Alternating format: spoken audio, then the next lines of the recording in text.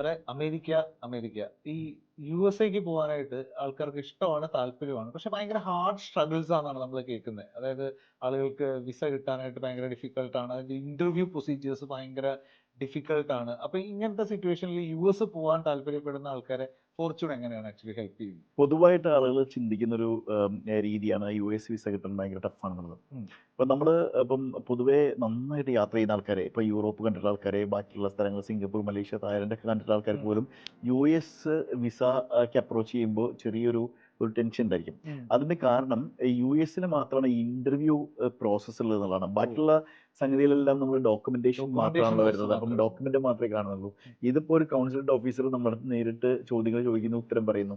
ഈ രീതിയിലാണല്ലോ പോകുന്നത്. പക്ഷെ മനസ്സിലാക്കേണ്ട ഒരു കാര്യം വെച്ചാൽ പല വിസകളെക്കാട്ടിലും സുതാര്യമായിട്ട് സ്മൂത്തായിട്ട് കിട്ടാവും സാധ്യതയുള്ളത് യുഎസ് വിസ ആണെന്നുള്ളതാണ്.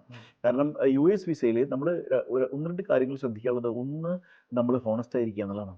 നമ്മൾ സത്യസന്ധമായിട്ട് കാര്യങ്ങൾ അവതരിപ്പിക്കുക എന്നുള്ളതാണ്.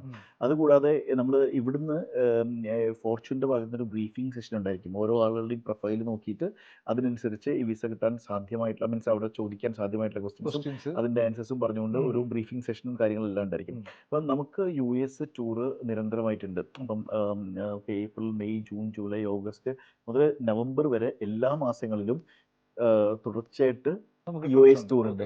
അപ്പം 10 വർഷത്തെ മൾട്ടിപ്പിൾ എൻട്രി വിസയാണ് കിട്ടുന്നത്. അതുകൊണ്ട് ഒരുപാട് ബെനിഫിറ്റ്സ് ഉണ്ട് ആക്ച്വലി. അപ്പം യുഎസ് വിസ ഉണ്ടെങ്കിൽ പല രാജ്യങ്ങളിലേക്കും ഒന്നുകിൽ വിസ ഓൺ അറൈവലോ അല്ലെങ്കിൽ ഇ വിസയോ ഈസി വിസയോ ആയി മാറുന്നുണ്ട് ഓൾറെഡി സ്റ്റാമ്പ്ഡ് ആണെങ്കിൽ. അത് മാത്രമല്ല, ഇതൊരു ആജീവനാന്ത വിസ എന്ന് പറയാം. കാരണം എന്ന് വെച്ചാൽ 10 വർഷം കഴിഞ്ഞാൽ പിന്നെ ഇന്റർവ്യൂ ഇല്ല, ഓട്ടോമാറ്റിക്കലി റിന്യൂ ചെയ്യാൻ പറ്റും ആക്ച്വലി. ഇപ്പൊ നെക്സ്റ്റ് 10 ഇയേഴ്സിന്.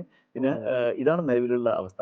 യുഎസ് ട്രിപ്പ് പോകണമെന്ന് ആഗ്രഹമുള്ള ആൾക്കാർ ആദ്യം ചെയ്തത് ഏറ്റവും നേരത്തെ തന്നെ വിസ എടുക്കുക എന്നുള്ളതാണ്. അപ്പൊ ഇപ്പോ ഉള്ളൊരു പൊതുവായിട്ടുള്ളൊരു ചലഞ്ച് എന്ന് പറഞ്ഞു കഴിഞ്ഞാൽ വിസ കിട്ടാനുള്ള അപ്പോയിന്റ്മെന്റിന് ഡേറ്റ്, ഈ ഇന്റർവ്യൂവിനും അതുപോലെ ബയോമെട്രിക് പോകാനൊക്കെ ഉള്ള അപ്പോയിന്റ്മെന്റ് ഡേറ്റ് 2026 ലാസ്റ്റിലൊക്കെയാണ് ഇപ്പോൾ കിട്ടുന്നത്. ആക്ച്വലി ഒരു കൊല്ലമൊക്കെ വെയിറ്റിംഗ് പീരീഡ് വരുന്നുണ്ട്.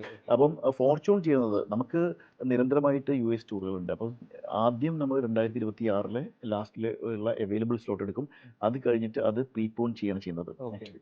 അപ്പം അത് നമുക്ക് ഏർലി സ്ലോട്ട് എടുത്ത് അടുത്ത ഏപ്രിൽ, മെയ്, ജൂൺ മാസങ്ങളിൽ ആൾക്കാർ യാത്ര ചെയ്യാനുള്ള അതെ ഏർലിയസ്റ്റ് ആക്കാൻ പറ്റും. അതാണ് നമ്മൾ ചെയ്യുന്നത് ആക്ച്വലി. അപ്പം അമേരിക്കൻ വിസ എടുക്കാന്നുള്ള ആദ്യത്തെ കടമ്പ അത് തീർച്ചയായിട്ടും ഫോർച്യൂൺ അതിന്റെ ഏർലി സ്ലോട്ട്സുകളും കാര്യങ്ങളൊക്കെ എടുത്തുകൊണ്ട് ടൂറിന് പോകാനുള്ള ആൾക്കാർക്ക് വേണ്ടിയിട്ടുള്ള വിസകൾ വളരെ നേരത്തെ തന്നെ നമ്മൾ അതിന്റെ ഡോക്യുമെന്റേഷനും അതിന്റെ അപ്പോയിന്റ്മെന്റ്സും കാര്യങ്ങളും സൗകര്യം ചെയ്യുന്നുണ്ട്. എക്സാക്ട്ലി.